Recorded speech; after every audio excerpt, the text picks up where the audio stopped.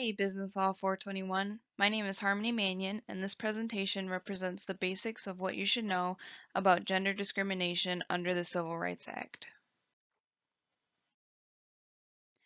For space-saving purposes, I've abbreviated some words we should already be familiar with.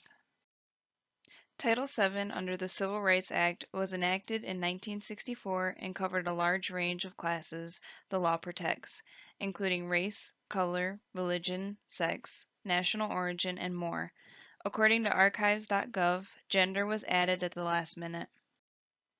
Gender discrimination under the Civil Rights Act protects people based on gender and as of 2015 includes sexual orientation. There are many forms of gender discrimination, including sexual harassment, pregnancy discrimination, education, unequal pay, and many more.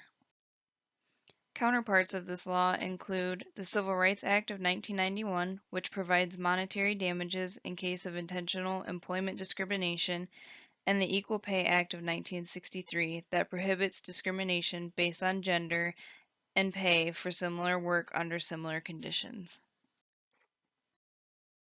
The Equal Employment Opportunity Commission is the governing body that enforces the Civil Rights Act of 1964, which includes gender discrimination. Since its creation in 1964, Congress has extended the Equal Employment Opportunity Commission's powers to that of investigatory authority, creating conciliation programs, filing lawsuits, and conducting voluntary assistance programs.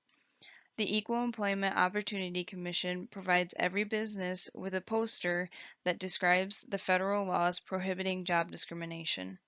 The poster explains these laws and how to file a complaint if he or she believes they are a victim of discrimination. Here are some examples of gender discrimination and the corresponding laws that protect us.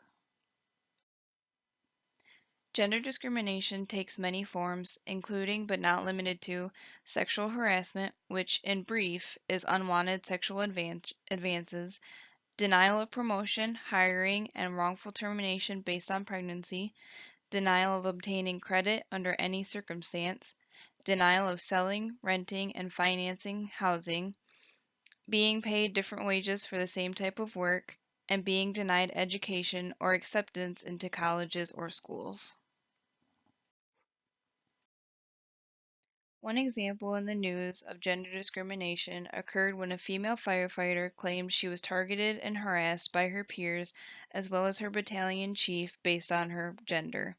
On numerous occasions, there was pornographic materials placed in the women's bathroom. She also claims to have been shunned and ostracized. When she didn't agree with her peers' assertive behaviors, they looked for reasons to fire her. The district attorney wondered why she was complaining when she was still receiving the same pay and job position. Here are the summarized steps for the firefighter to prove a prima facie test of a hostile work environment. The prima facie test would ask, does she belong to a protected group? Yes, she does. She's a female. It's gender. Was she the subject of unwelcome sexual harassment? I would say the placing of pornographic materials into the women's bathroom would likely be unwelcome. Was the harassment based on sex? While she doesn't really have proof on it, she says she was singled out by being a female and none of her peers were receiving the same treatment.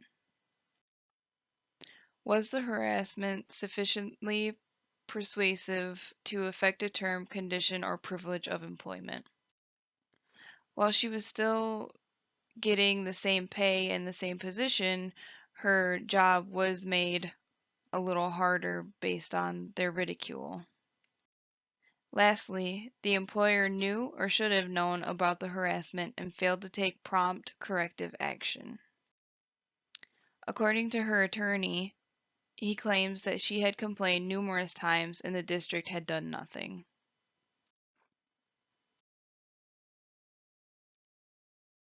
After conducting the prima facie test, I was certain she would win. Turns out the Illinois Department of Human Rights dismissed her claims due to lack of evidence.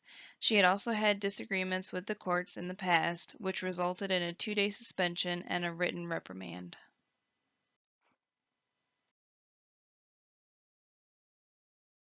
Suggestions for employees to ensure a discrimination-free workplace would start with the Equal Employment Opportunity Commission's poster. I would suggest taking the 5 minutes to read over the poster to get an idea of the do's and don'ts in the workplace and how they can make it better. If the employee's job or a local business offers any type of employee conduct class or ethics class, then I would encourage them to attend at least one. If an employee feels they are being discriminated against, then they should let their employer know immediately. The sooner the problem is out in the open, the sooner it can be resolved. I would encourage the employee to take note of any potential discrimination occurrences, whether if it were verbal, physical, or something placed in an area that was meant to be offensive. Lastly, I would advise to take the time to read up on federal and state laws. That way they know their rights as well as the rights of others.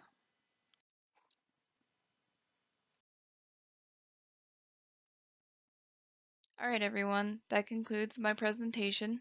Thanks for listening, and hopefully everybody finishes the semester strong. That concludes my presentation. The takeaway from this should not only be about the law and what we've learned this semester, but also about being kind to one another. For my last slide, I provided some quotes about kindness.